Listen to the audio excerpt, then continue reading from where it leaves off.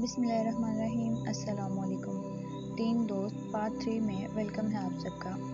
اسے دیکھ کر وہ تمسخرانہ انداز میں کہنے لگی، گونگھے میاں یہ کیا؟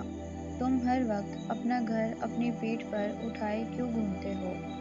چھوٹو گونگھے نے جواب دیا، اللہ نے ہر جاندار کو حفاظت کا سامان عطا کیا ہے، وہ اپنے اپنے ڈھنگ سے اپنی حفاظت کرتے ہیں۔ چوہیا نے کہا، میرا مشورہ مانو تو اسے کسی جگہ چھوڑ دو، تب تم میری طرح تیز بھاگ سکو گے۔ دونوں کی باتوں کا سلسلہ جاری تھا کہ بلی کو آتا دیکھ کر گونگھے میاں کو شرارت سوچی۔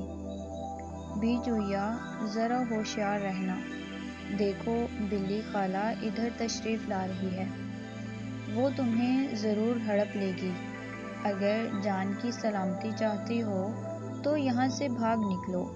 یہ کہہ کر گونگھا چپکے سے اپنے خول میں سمٹ گیا۔ ادھر چوہیا نے وہاں سے دوڑ لگا دی۔ چھوٹو گونگھے نے چوہیا کی بزدلی پر مسکراتے ہوئے سمندر کا رخ کیا۔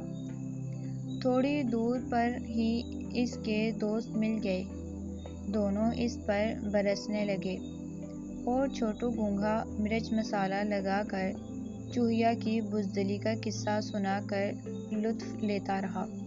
تو فرینڈز، کہانی ہوتی ہے یہاں پہ اینڈ۔ آپ کو یہ سٹوری کیسی لگی کمنٹس میں ضرور بتائیں، اور اگر ویڈیو پسند آ رہی ہو تو لائک شیئر کرنا مت بھولیں۔ ملتے ہیں پھر کسی ویڈیو میں۔ Thanks for watching. اللہ حافظ۔